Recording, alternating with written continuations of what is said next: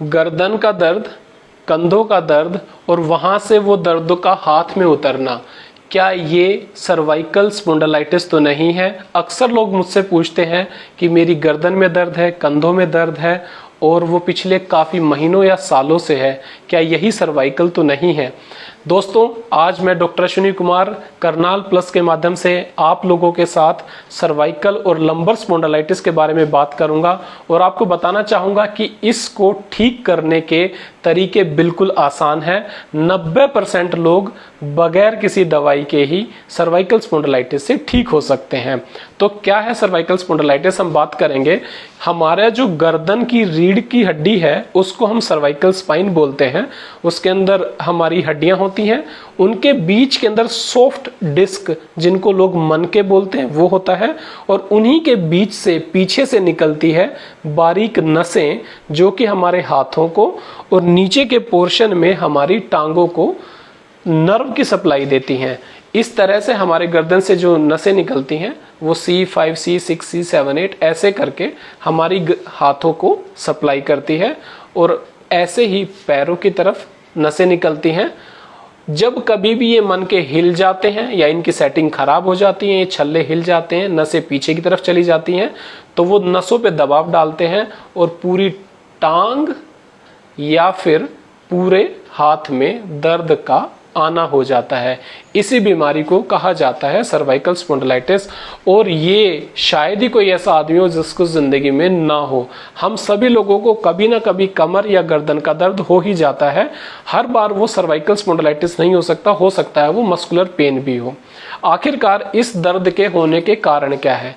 ये एक lifestyle related disease है। ये हमारे गलत तरीके से बैठने से, गलत तरीके के सोने से, बहुत ज्यादा मोबाइल फोन का प्रयोग करने से, लंबी समय तक कंप्यूटर, टीवी या स्क्रीन के सामने बैठने से होता है। जब हम लंबे समय तक इनसे पे बैठते हैं तो हमारी गर्दन की मांसपेशियां तनाव में आ जाती हैं, हमारी नसों पे दबाव आ जाता है और ये बारीक छोटी छोटी नसें जो कि हमारी गर्दन से हाथों की तरफ जाती हैं, उनके ऊपर दबाव हो जाता है। अक्सर लोग क्या करते हैं कि वो लेट जाते हैं और रात को लंबे समय तक मोबाइल अपने हाथों में रखने की आज के ज़माने में एक ट्रेंड बन गया है। बंदे एक तकिए से जब काम नहीं चलता वो अपने हाथों में मोबाइल रखते हैं, उसको देखने की कोशिश करते हैं। एक तकिए से यदि काम नहीं लगता तो वो दो दो तकियों का इस्तेमाल करते हैं और इससे गर्दन का जो एंगल हमारे धड़ से जो मिलता है वो बढ़ जाता है और लंबे समय तक स्ट्रेस पड़ता है। ये जो एंगल है ये हमारा काफ़ी बढ़ जाता है इस तरीके से लेटने से और सारी नसें जो हाथों की तरफ जा रही हैं, लोग अपने हाथों को ऊपर रखते हैं, मोबाइल को उठा के रखते हैं तो उस पर प्रेशर पड़ता है। इस वजह से ये एक दर्द बहुत कॉमन आज के ज़माने में हो गया है। दूसरी बात, बच्चे, बूढ़े या आम आदमी जो कंप्यूटर पे लगातार बैठ के काम करते हैं उससे भी दर्द बढ़ जाता है। इससे फिर बचने के तरीके क्या हैं? सबसे अच्छा तरीका बचने का ये है कि आप अपने गर्दन का पोस्चर हमेशा ठीक मेंटेन करें। तकिए 2 की बजाय 1 और मुलायम और पतला तकिया ही हमेशा यूज़ करें। चाहे आप करवट से सोएं या सीधे सोएं। कंप्यूटर पे काम करते हैं, स्टडीज़ करते हैं तो आप लोग 2 घंटे से ज़्यादा लगातार एक पोस्चर में बैठे हुए ना रहें। उसके लिए कुछ व्यायाम भी हैं जो मैं आपको बताना चाहूँगा। Isometric exercise. अपनी गर्दन के पीछे दोनों हाथ रखें, अपनी गर्दन के पीछे दोनों हाथ रखें इस तरीके से और जोर लगाएं। गर्दन को आगे की तरफ और हाथों को पीछे की तरफ। सामने रखें और गर्दन पे पीछे की तरफ जोर लगाएं।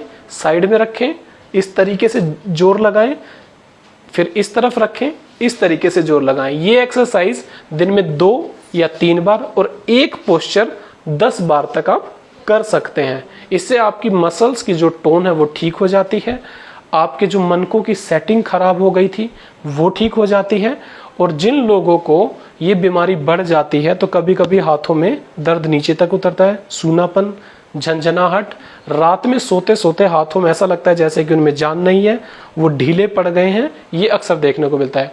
एक्सरसाइज करने से, अपना पोस्चर ठीक मेंटेन करने से और डाइट का क्या रोल है कि आप अपने खाने के अंदर वो कोई चीज़ें ना लें जो वायु दोष और वात और पित्त को बढ़ाती है। उससे क्या होता है कि आपकी गर्दन में जो मस्कुलर पेन है वो बढ़ जाता है। इस तरीके से हम लोग इस सर्वाइकल स्पॉन्डिलाइटिस की बीमारी से बच सकते हैं। कुछ लोगों में क्या होता है कि बीमारी बढ़ जाती है, एक्सरसाइज, फिजियोथेरेपी, डाइट कंट्रोल सब कुछ करने के बाद भी वो लोगों को आराम नहीं आता है। ऐसे सिनेरियो में नसों पे दबाव का ज़्यादा हो जाना है, तब हम लोगों को गर्दन के एक्सरे या कभी कभी पेशेंट्स का एमआरआई कराकर भी देखना पड़ता है। रेयर केसेस में कुछ लोगों की इसमें सर्जरी भी करनी पड़ी थी, मगर लेकिन सबसे अच्छा तरीका यही है कि आप लाइफस्टाइल को चेंज करेंगे तो ये बीमारी ठीक हो जाएगी। और मैं आज करनाल प्लस का धन्यवाद देना चाहता हूं कि उन्होंने एक ऐसा अच्छा प्लेटफॉर्म बनाया जिस पे हेल्थ रिलेटेड टिप्स आते हैं, और इस प्लेटफॉर्म के माध्यम से हम लोग अच्छे अच्छे टॉपिक्स आप लोगों के सामने लाते हैं। Thank you.